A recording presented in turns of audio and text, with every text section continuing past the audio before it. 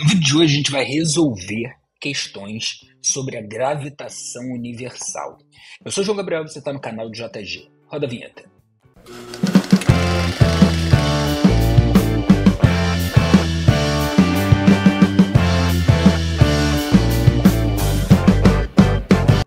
Fala pessoal, tudo bem com vocês? Eu espero que sim. Dando continuidade aqui à nossa sequência de vídeos, agora a gente resolve questões sobre a última aula, que se você não assistiu, eu vou deixar o card aqui em cima para você. Aula de gravitação universal.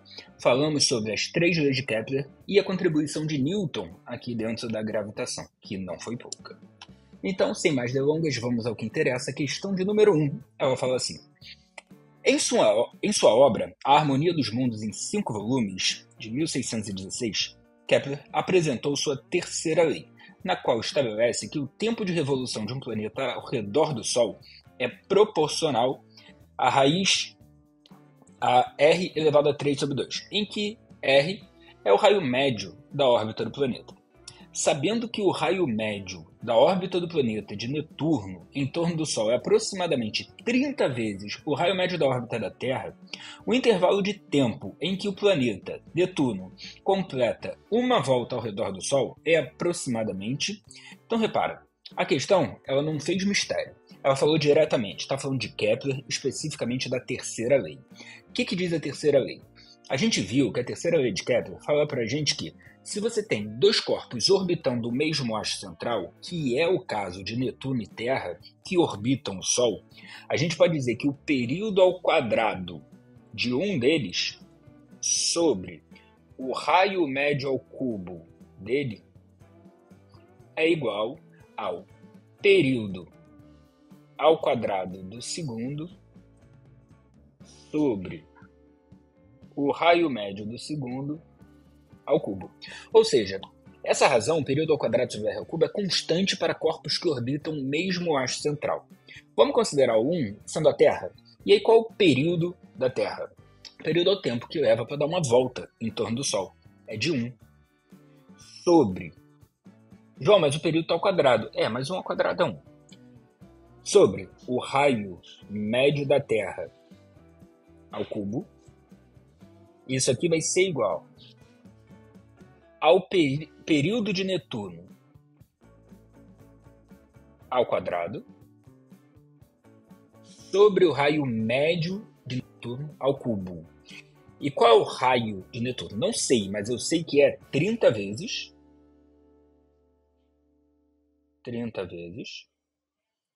o da Terra. E isso daqui vai ser elevado ao cubo. Repara, quando eu levar aqui ao cubo, vai ficar 30 ao cubo e vai ficar raio da Terra ao cubo. Como esse raio da Terra ao cubo ele aparece dos 2 lados, a gente pode então cortar fora. E com isso, como é que fica o período de Netuno? Ao quadrado vai ficar 30 ao cubo. O que é 30 ao cubo? É 30 vezes 30 vezes 30. Como a gente tem que tirar a raiz, o período de Netuno vai ficar 30 vezes 30, isso sai da raiz como 30. Raiz de 30. Quanto que é a raiz de 30? Sei lá. Mas olha só. Quais são os números que eu conheço, né? Que tem o seu quadrado próximo de 30. 5, que tem seu quadrado como 25, 36 e 6, que tem seu quadrado como 36. Logo, essa raiz é entre 5 e 36, e bem próximo aí da metade, né? Então vai ficar 30, como as opções são bem distantes, vezes 5,5. Quanto é que vai dar? 30 vezes 5,5. 30 vezes 5 dá 150. Vezes meio dá 15, 165 anos. Então, aproximadamente 165 anos. A letra que fala algo mais próximo disso é a letra A, que fala em 160 anos terrestres. Ok? Então, repara.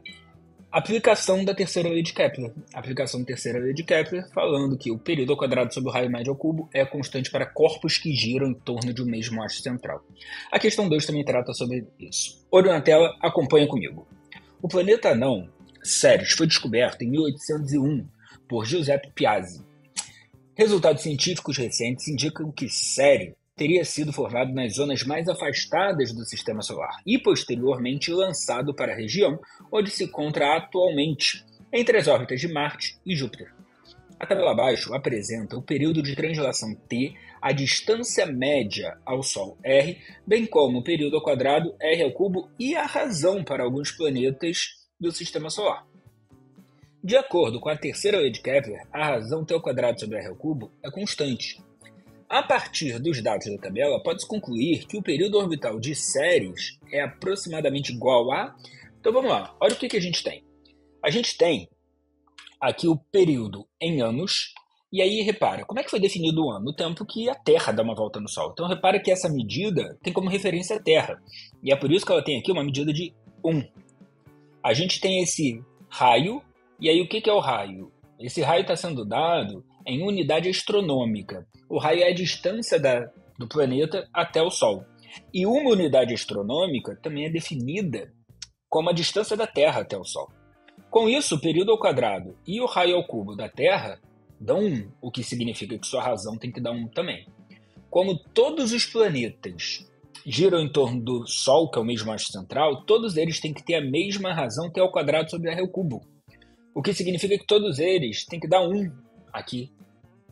O que significa que para Ceres, essa razão também tem que ser 1. Para que essa razão seja 1, é necessário que T ao quadrado seja igual a R ao cubo. Logo, o período ao quadrado de Ceres tem que dar 21,3. O que a questão pediu? A questão pediu período.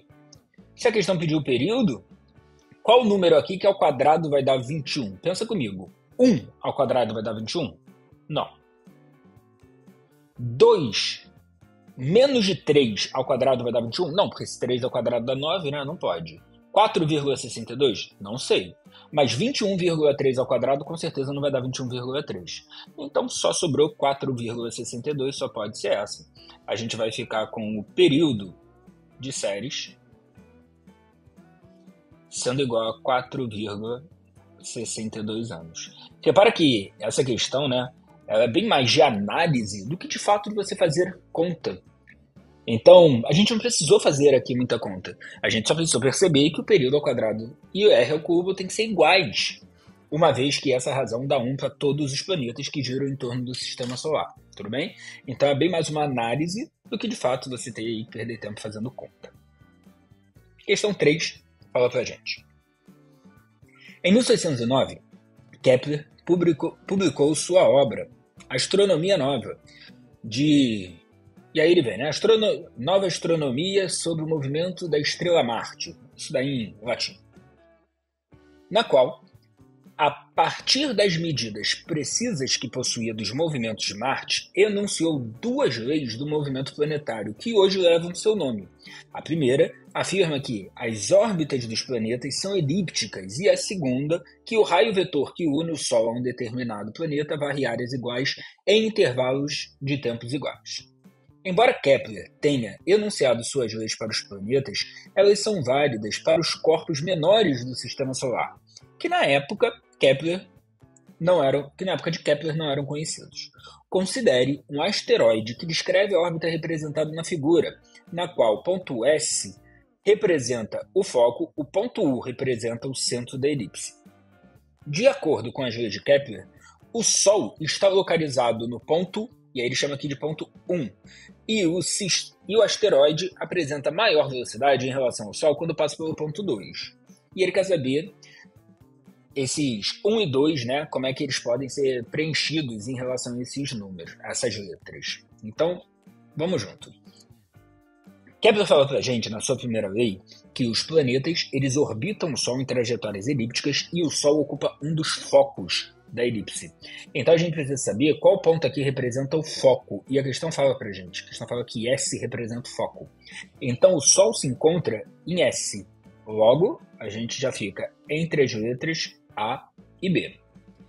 E a questão está pedindo também aonde que vai ter a maior velocidade. A maior velocidade é justamente no periélio, quando passa o ponto mais perto do Sol.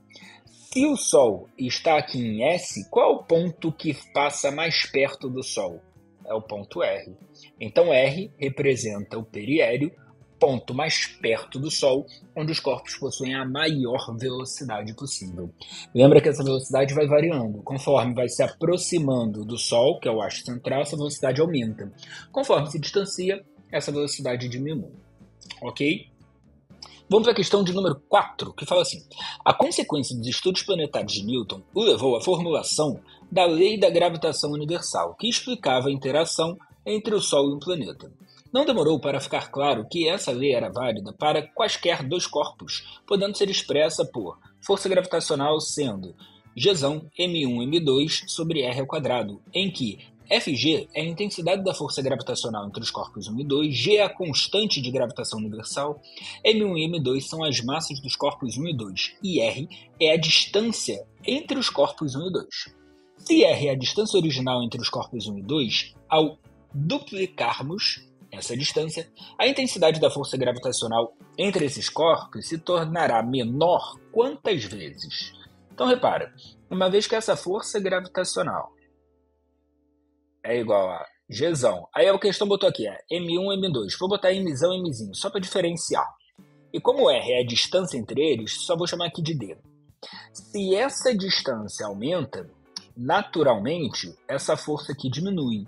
Mas não de forma proporcional. O que isso quer dizer? Se a distância dobrar, a força não cai à metade. Se essa distância dobra, uma vez que ela está ao quadrado, dobrar e multiplicar por 2. 2 ao quadrado fica 4, o que significa que a força ela vai ficar, então, 4 vezes menor. Isso daí é dizer que a força é inversamente proporcional ao quadrado da distância. E essa foi a grande genialidade de Kepler, quando ele estipulou aí, de Newton, quando ele conseguiu perceber essa força de atração gravitacional entre corpos de massa, que a força era inversamente proporcional ao quadrado da distância. Vamos para a nossa saideira, última questão de número 5, que fala assim: as massas e os raios das trajetórias circulares de 4 satélites, A, B, C e D, que realizam movimento circular uniforme em torno de um planeta, de acordo com a lei da gravitação universal de Newton, estão descritos na tabela a seguir. Aí você tem o satélite A, B, C e D, e a questão está fornecendo para a gente a massa do satélite e o raio da trajetória. Os raios das trajetórias do satélite são definidos como sendo a distância entre o centro do planeta e o respectivo centro de massa do satélite. Assinale a alternativa que indica corretamente o satélite com maior velocidade. Então, qual é a ideia? Quando a gente tem um corpo, né? Por exemplo, o Sol. Vou botar o Sol de laranja. Aqui. E em torno do Sol, a gente tem um planeta orbitando numa trajetória próxima de circular. E aí a gente pode botar aqui a Terra só para ilustrar. É a Terra.